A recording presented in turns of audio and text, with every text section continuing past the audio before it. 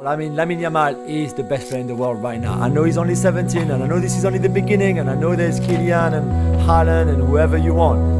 Lamine Yamal এর পুরা নাম লেমাইন ইয়ামাল নেসরেওয়ায়ে বেনা, যিনি স্পেনের একজন উদীয়মান ফুটবল তারকা। ইয়ামাল অল্প বয়সেই অসাধারণ প্রতিভা ও সাফল্যের জন্য বিশ্বব্যাপী পরিচিতি লাভ করেছেন। লামিন ইয়ামালের জন্ম 23 জুলাই 2000 সালে স্পেনের এসপ্লুগেস দে লোব্রেগাতে। তার মা শেইলা ইবানার জন্ম ইকুয়েটোরিয়াল গিনির বাতায় এবং তার বাবা মুনির নাসরাবি মরক্কোর লারাস শহরের বাসিন্দা। তারা তাদের ছেলের নাম রেখেছেন লামিন ইয়ামাল। দুইজন ব্যক্তির নামে যারা তাদের আর্থিকভাবে সহায়তা করেছিলেন। ইয়ামাল মুসলিম ধর্মাবলম্বী। তার বাবা মা যখন তিনি 3 বছর বয়সে ছিলেন তখন আলাদা হয়ে যান, তবে উভয়েই তার জীবনে সক্রিয়ভাবে উপস্থিত ছিলেন।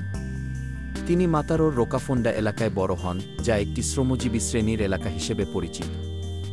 এই এলাকার প্রতি ভালোবাসা প্রকাশ করতে তিনি গোল উদযাপনের সময় 304 ইঙ্গিত করেন, যা তার এলাকার পোস্ট কোডের শেষ 3টি সংখ্যা।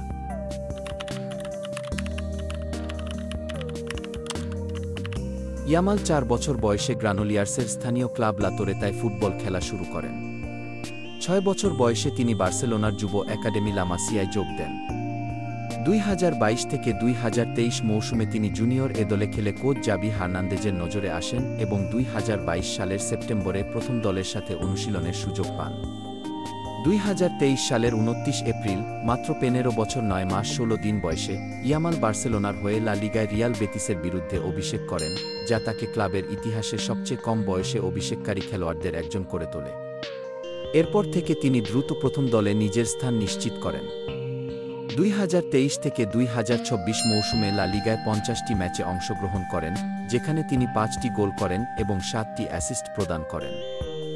2024 সালের জানুয়ারিতে সুপার কোপা দে এসপানার সেমিফাইনালে গোল করে প্রতিযোগিতার ইতিহাসে সবচেয়ে কম বয়সে গোলদাতা হন।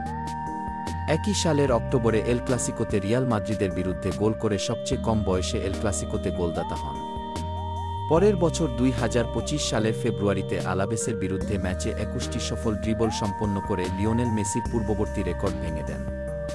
ইয়ামাল স্পেনের বিভিন্ন যুব দলে খেলার পর 2023 সালের সেপ্টেম্বরে 16 বছর 57 দিন বয়সে জাতীয় দলের হয়ে অভিষেক করেন এবং একই ম্যাচে গোল করে স্পেনের ইতিহাসে সবচেয়ে কম বয়সে গোলদাতা হন।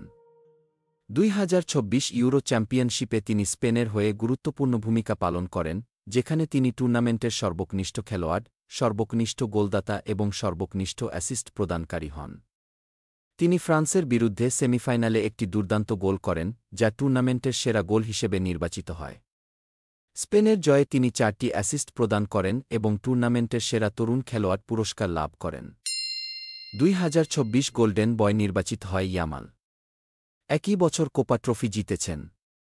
2023-24 মৌসুমে অনূর্ধ্ব 23 লা লিগা ইয়ামাল সেরা খেলোয়াড় হয়।